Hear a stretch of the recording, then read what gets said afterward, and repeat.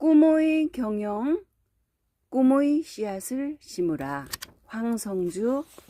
두 번째, 세상을 아름답게 가꾸는 리더를 꿈꾸며. 1장, 꿈을 먹고 사는 꿈쟁이 인생. 2장, 이웃사랑 과학 정신을 나의 경영 철학으로 삼기까지. 3장, 꿈의 씨앗을 심으라. 꿈을 싹 틔우는 7가지 씨앗. 첫 번째, 경의의 감정의 씨앗. 두 번째, 성숙한 사랑의 씨앗. 세 번째, 화평한 부부 관계의 씨앗. 네 번째, 건강의 씨앗. 다섯 번째, 평생 학습의 씨앗. 여섯 번째, 창의적 사고의 씨앗. 일곱 번째, 겸손의 씨앗. 4장, 꿈의 사람과 꿈의 동역자. 황성주 박사의 꿈을 이루는 실천력. 개인의 세계와 시대에 개인의 경쟁력을 높이는 10가지 실천 과제. 꿈의 기초 건강을 지키는 10가지 방법. 5장, 사랑의 공동체 이야기. 스토리텔링의 힘.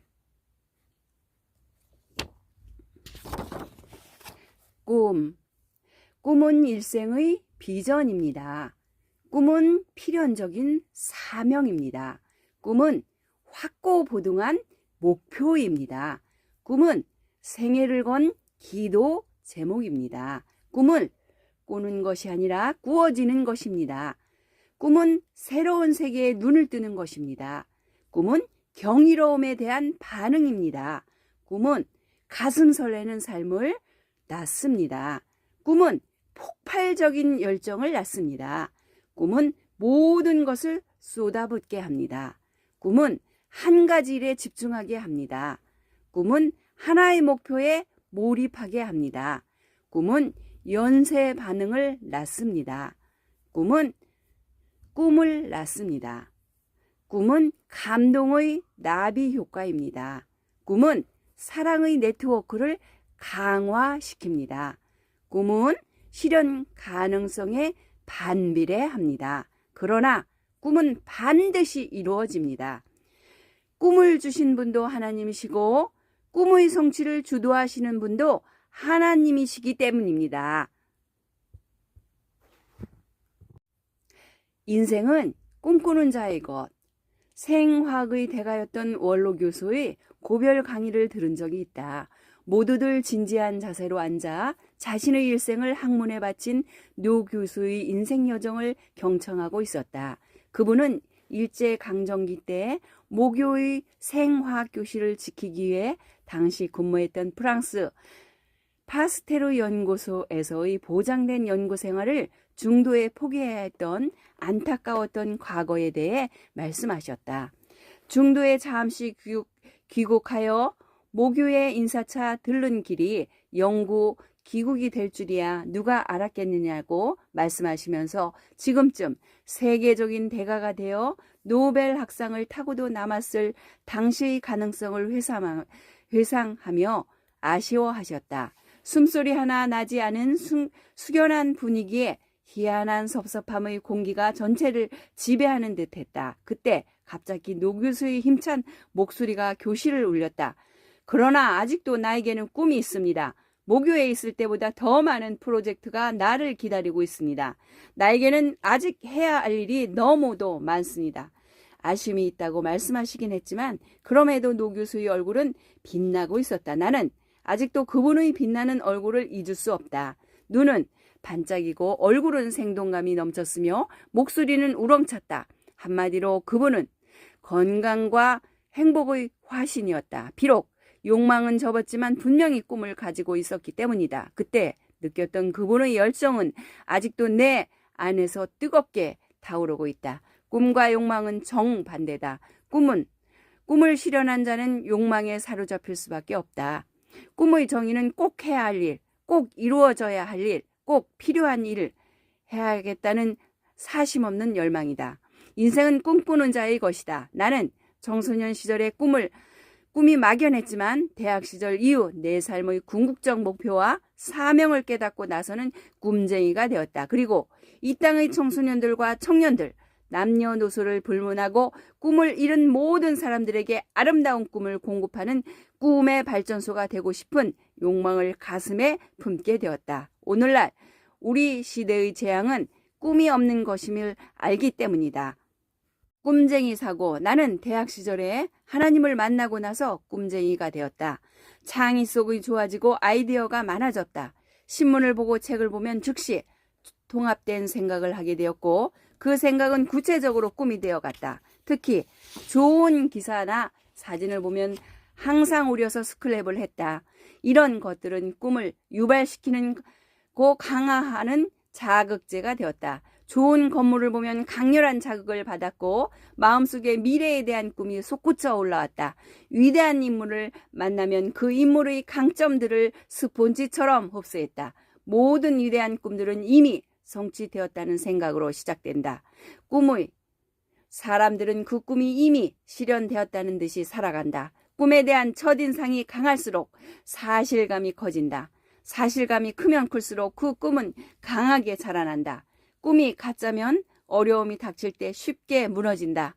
꿈이 진짜면 난관에 직면할수록 더 깊고 명확해진다. 더욱 구체적이면서 현실에 깊이 뿌리박은 꿈이 되어간다. 진짜 꿈은 장애물을 먹고 자란다. 모든 것을 꿈과 연관시키는 것을 꿈쟁이 사고라고 한다. 꿈쟁이에게는 그 어떤 지식과 경험도 꿈을 강화하는 요인이 된다. 결국 좌절하지 말라. 절대 긍정의 자세로 꿈쟁이 사고를 하라. 꿈의 재료를 붙잡는 순간, 포착 능력. 의대 교수를 하고 있었던 1992년 여름, 한농대학교 김 박사님을 통해 독일의 부작용이 전혀 없는 미술토 요법이라는 항암 치료법이 있다는 말을 듣게 되었다. 나는 그 말을 듣는 순간 암 치료의 새로운 희망을 보게 되었다. 그 치료법을 배우고 싶다는 강한 열망이 들어서 그 방법을 찾기 위해 독일로 가게 되었다.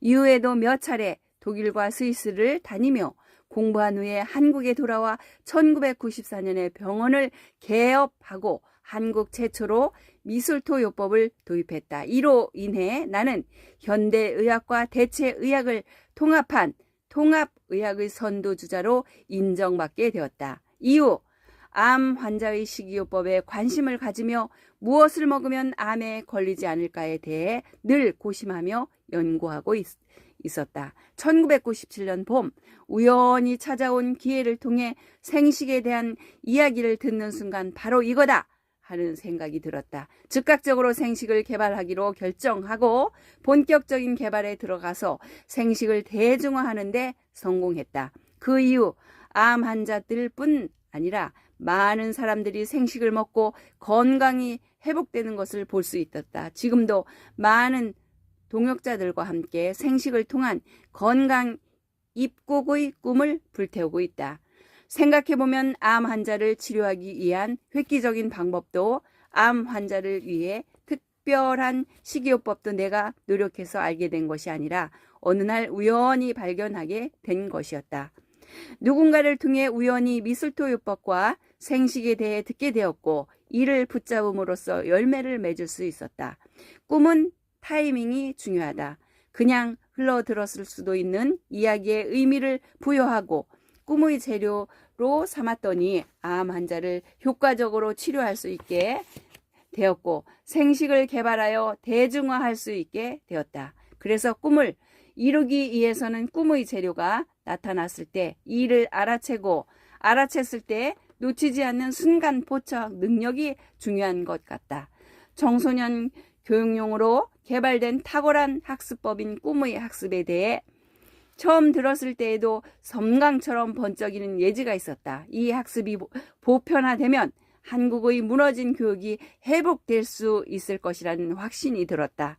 그래서 탄생한 것이 꿈의 학교였다. 지금도 많은 동역자들과 함께 꿈의 학교의 세계화를 위해 열정을 불태우고 있다.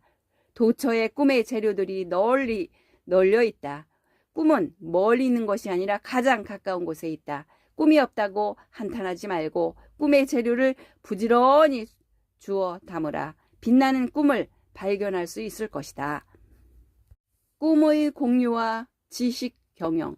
12세기 중엽 몽골 공원을 혼돈 상태에 있었다. 그들에겐 무한 경쟁 사회가 펼쳐지고 있었다. 수십 수백여 부족으로 나누어 약육 강식이 판치는 가운데 동족 상잔의 비극이 일어나고 있었다. 이때 등장한 징기즈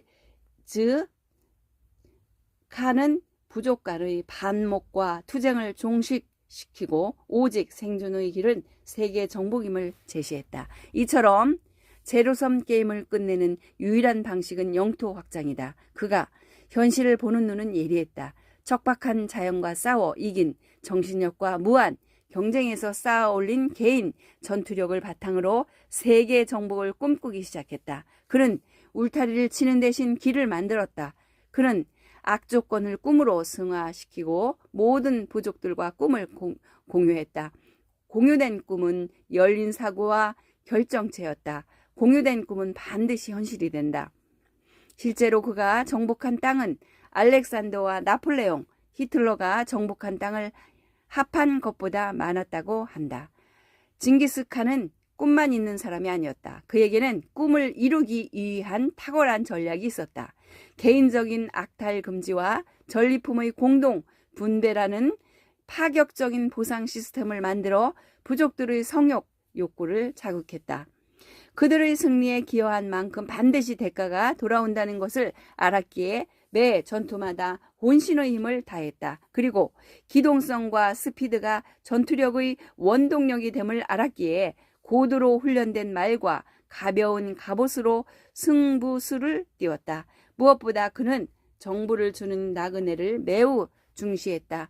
정보가 생존수단이요 승리의 관건임을 잘 이해하고 있었기 때문이다.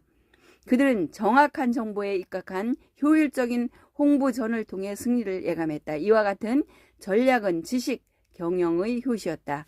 이제는 지식 경영의 시대이고 집단 지성이 꽃피는 시대이다. 여기에는 반드시 꿈의 공유가 선행되어야 한다.